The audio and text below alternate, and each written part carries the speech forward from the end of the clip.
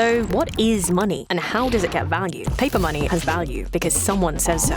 Bitcoin is different. It's like digital gold. It has value for many of the reasons gold does, but that's only the start. It has a limited supply, only 21 million, so no one can decide to just print more. Because no central authority controls it, it can never be shut down. And unlike with banks and credit card companies, you don't need approval to use it. It puts the power back in all our hands. Bitcoin lets you control your finances. Kraken lets you buy Bitcoin.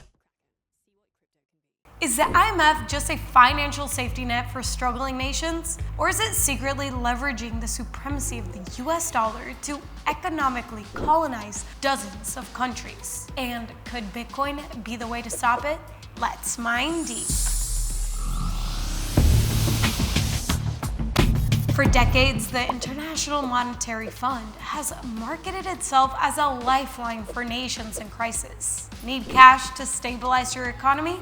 The IMF is ready to help at a price. Austerity measures, privatizing state assets, and prioritizing debt repayments above, well, feeding your people. At the center of it all is the US dollar.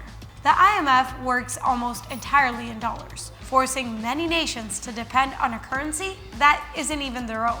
This is no accident. The US is the largest stakeholder in the IMF, holding significant sway over its policies and priorities. In essence, the IMF acts as an enforcer of dollar hegemony, ensuring that the greenback remains the central axis of global trade and finance.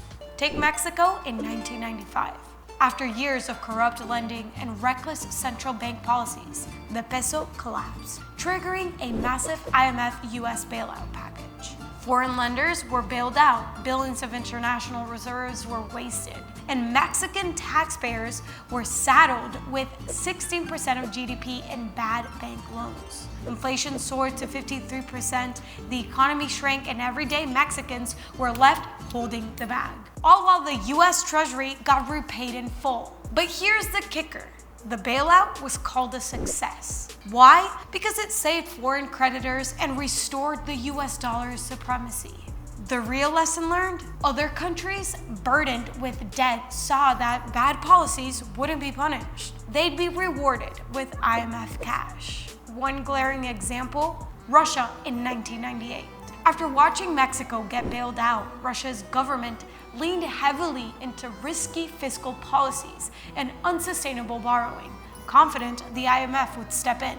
At the time, Anatoly Chubais, a key architect of Russia's economic reforms, famously dismissed early warnings of an impending crisis. Russia will not default, period, he declared, just weeks before the ruble collapsed. The IMF did step in with a $22 billion rescue package, but the funds only delayed the inevitable. Just months later, Russia defaulted on its debt, triggering a global financial panic. The bailout was catastrophic. Inflation skyrocketed, banks collapsed, and millions lost their savings. And sure, it's easy to shrug off sympathy for Russia today. But maybe the real takeaway isn't about who the IMF bails out. It's about how they do it. The IMF isn't just a lender of last resort. It's a dealer of last resort. And the drug they're dealing is credit. The high is temporary, but the withdrawal symptoms, those are all yours. And the cost isn't paid by the politicians in office. It's paid by the people left to clean up the mess. So why should you care? Because there's finally a cure to the fiat drip Fed that the IMF deals. And it's called Bitcoin. Bitcoin's unchangeable finite supply forces you to think long-term. Waste it today and you'll struggle to earn it tomorrow. Compare that to fiat, where governments endlessly print money when they need it, leaving taxpayers to clean up the mess. Look at El Salvador. When it adopted Bitcoin in 2021, the IMF warned it was reckless. But instead of folding, the country shrugged off IMF control, building a Bitcoin reserve that's now up over 200 million in unrealized profit. Now, imagine what happens when people in fiscally irresponsible nations start catching on. Once they understand Bitcoin's value, they won't want more fiat. They'll demand their governments to stack sats too, rejecting the IMF's loans and the fiat standard altogether. Bitcoin isn't just an asset, it's a lifeline. The question is, will governments wake up before the people force them to? Don't miss Alex Gladstein Backstage. What is the IMF? The IMF stands for the International Monetary Fund, and it was set up after World War II to save collapsing economies. But what happened is after basically Europe and Japan got rebuilt, fulfilling the mission of the IMF, it pivoted and it started being a sort of a predator on poor countries around the world. And what happens is, Western creditors like America, Germany, the UK, Japan, lend money at high interest rates to dictators, basically, and bail them out time after time again, giving them more and more and more debt, putting them in a debt trap.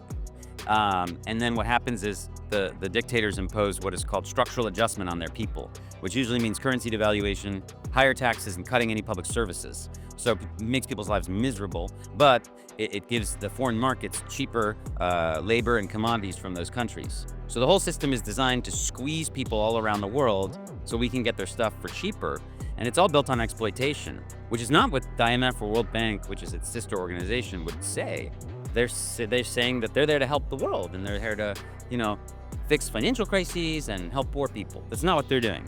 They're imposing an order and they're exploiting and stealing and looting, and it sucks. And Bitcoin is the way out.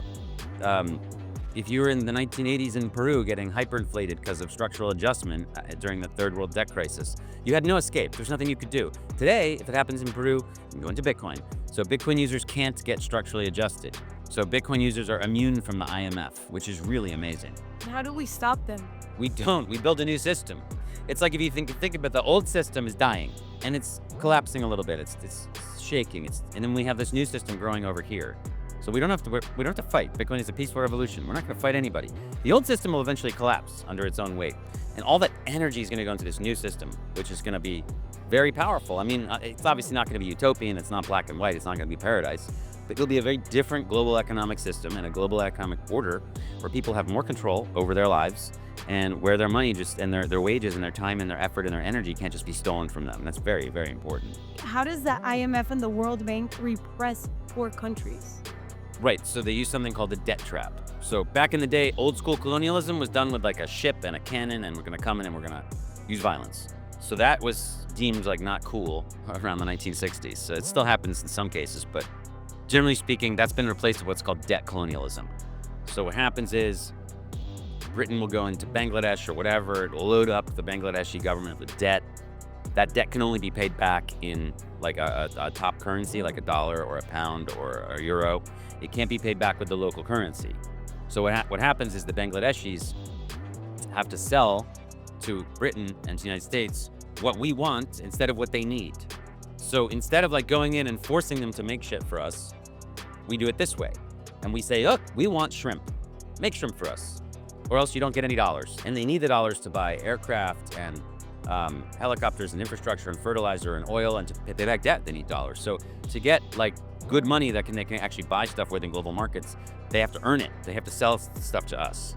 That's how we kind of engineer their societies to be dependent on us.